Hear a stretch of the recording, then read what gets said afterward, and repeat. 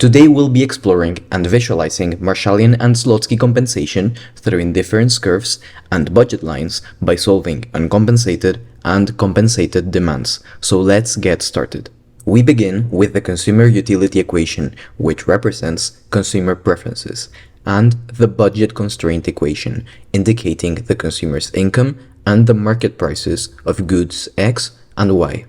To find the original Marshallian demands for good X and good Y, we need to shift out the indifference curve just enough so that it intersects the budget line at a single point. The indifference curve is simply a fixed level of the utility function along which trade-offs between goods X and Y can be made to remain on the same level of utility. To find these optimal consumption points mathematically, we need to find the equality between the slope of the indifference curve and the slope of the budget line. The slope of the indifference curve is called the marginal rate of substitution. This is the ratio of the marginal utilities of the good measured on the horizontal axis with respect to the good measured on the vertical axis, in this case, goods X and Y respectively. The slope of the budget line is the price ratio of the good measured on the horizontal axis with respect to the good measured on the vertical axis, in this case, the price of good X divided by the price of good Y. Using this equality, we produce an expression for Y in terms of X, which we can substitute in the budget constraint to solve for X star. We can then use this X star to solve for Y star and lastly, the consumer's level of utility. Thus, we have maximized Cobb-Douglas consumer utility subject to a linear budget constraint. To find the final Marshallian demands, we repeat the exact same process using a new price ratio resulting from any possible changes in market prices. In this case, an increase in the price of good X from 2 to 4 alters our price ratio. This means that we need to pivot the budget line inwards and reoptimize utility accordingly. Thus, utility falls because less can be purchased of the good whose price has increased. Nevertheless, we can adjust the consumer's income to maintain their original purchasing power after a price change. This means that the income change must be equal to the original Marshallian demand of the good whose price is changing times the price change. This is what we call Slutsky income compensation. This is an alternative to Hicksian income compensation, which maintains the original level of utility rather than the original purchasing power. In Slutsky income compensation, we shift the pivoted budget line after the price change just enough so that it intersects the original consumption point. This is what purchasing power means, since all the possible consumption points along the same budget line with a given price ratio correspond to the same level of purchasing power.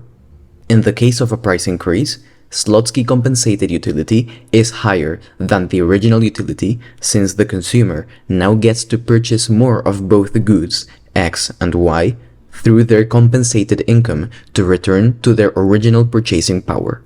Finally, we can identify the Slutsky consumption effects. The substitution effect is the difference between Slutsky and original Marshallian demands. The income effect is the difference between final Marshallian and Slutsky demands. The total effect is the difference between final Marshallian and original Marshallian demands, also equal to the sum of the substitution and income effects. The Slutsky income compensation is the compensated income minus the uncompensated income. In this case, the total effect of good X is negative because its price has increased, and the total effect of good Y is 0 since its price has not changed, so the substitution and income effects cancel out. All Cobb-Douglas utility functions exhibit normal goods since the resulting substitution and income effects always act in the same direction. I wrote a paper where I proved this mathematically for Hicksian compensation and Slutsky compensation in both Cobb-Douglas and constant elasticity of substitution forms, and derive conditions under which the substitution effect is greater than the income effect and vice versa. In a different case, if there was a decrease in the price of good X from 2 to 1, we would have these dynamics. The budget line would pivot outwards around the vertical axis with the new price ratio, and the utility would rise as more can be purchased. Likewise, the consumer would need less money to return to their original purchasing power, and we would shift in their budget constraint with the new price ratio. Thus, we now have positive signs for consumption effects of good X and different levels of consumption than with the price increase.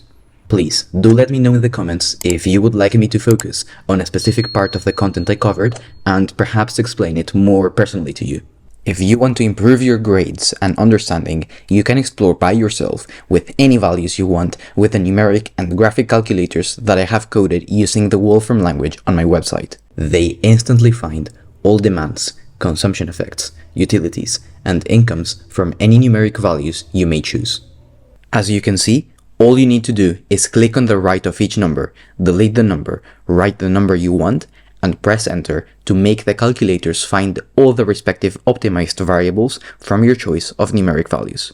You can use these graphs to study how the equilibrium points move, indifference curves shift, and budget lines pivot as you change the numeric values using these sliders.